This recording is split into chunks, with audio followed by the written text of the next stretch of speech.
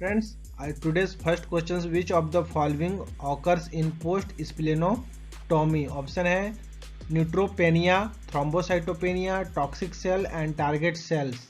तो ऑकर्स होते हैं पोस्ट स्प्लेनोटोमी के बाद। तो इसका आंसर है फ्रेंड्स, आंसर नंबर डी है टारगेट सेल्स। तो जो पोस्ट स्प्लेनोटोमी चेंजेस होते हैं तो वो है, सबसे पहला है target cell, Howell Jolly bodies and acanthocytes. इस तरीके से और भी बहुत सारे होते हैं जो लिम्फोसाइटोसिस, थ्रोम्बोसाइटोसिस, जिएंट प्लेटलेट्स, ये सभी पोस्ट ऑकर्स इन स्प्लेनोटोमी। चलिए अब नेक्स्ट क्वेश्चन की ओर बढ़ते हैं। क्वेश्चन नंबर सेकेंड है टारगेट सेल हैव। तो टारगेट सेल क्या है या उन क्या चीज़ से बना है? ऑप्शन नंबर फर्स्ट होता है या टारगेट सेल में होता है तो decrease osmotic fragility, increased osmotic fragility, normal osmotic fragility या फिर none of the above. And correct answer है friends, answer number A decreased osmotic fragility. And friend जो seen specially in IDA iron deficiency anaemia में and thalassaemia में यह specially देखने को मिलता है। टारगेट सेल्स में ऑस्मोटिक फ्रेजिलिटी डिक्रीज होती है। नेक्स्ट क्वेश्चन नंबर थर्ड है Pappenheimer bodies contain. Option number A iron, B DNA, C RNA and D ribosomal proteins. तो फ्रेंड्स इसका जो करेक्ट आंसर है आंसर नंबर ए आयरन। जी दोस्तों, तो जो पोस्ट स्प्लेनोटोमी चेंजेस होते हैं उसमें आप यहाँ देखेंगे जो पेपेनहेमर बॉडीज होता है वो पेरीफेरली प्रेजेंट कंपोज्ड ऑफ हीमोसिड्रीन, अर्थात यह आयरन इसमें कंटेंट्स होते हैं। चलिए next questions. हॉवेल Jolly bodies contain. हॉवेल Jolly bodies में क्या क्या कंटेंट्स रहते हैं? ऑप्शन है आयरन, DNA, RNA या फिर प्रोटीन। तो इनमें से कौन सा कंटेंट हॉवेल जॉली बॉडीज में देखने को मिलता है? तो फ्रेंड्स इसमें जो करेक्ट आंसर है वह है DNA, आंसर नंबर बी। तो आप यहाँ देखेंगे हॉवेल जॉली बॉडीज में nuclear remnants and single large inclusions. तो इस तरीके से जो हॉवेल जॉली बॉडीज में जो कंटेंट होते हैं वो होता है DNA। Next question number 5, target cell are form due to.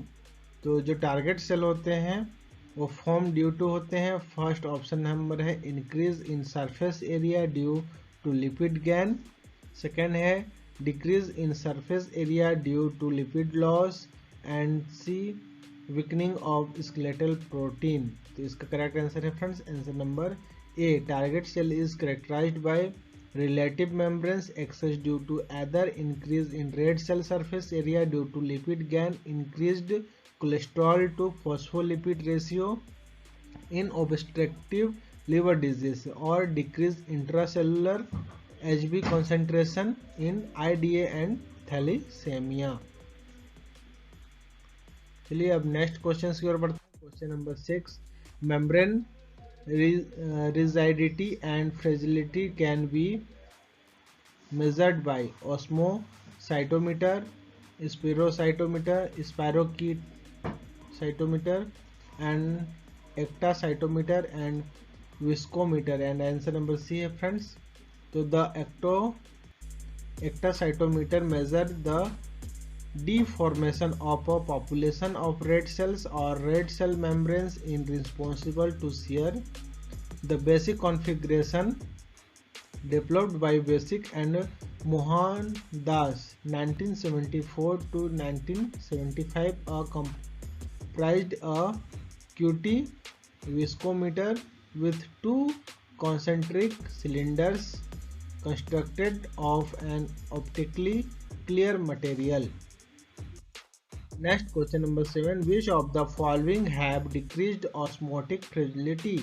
निम्न में से किसमें ऑस्मोटिक फ्रेजिलिटी डिक्रीज्ड होते हैं? HS, hereditary, elliptocytosis and hereditary xerocytosis, या फिर हेयर डायट्री स्टोमेटोसाइटोसिस या हाइड्रोसाइटोसिस। तो इसका जो करेक्ट आंसर है friends, answer number C hereditary xerocytosis. Next questions, typical dominant HS is the most commonly caused by deficiency of.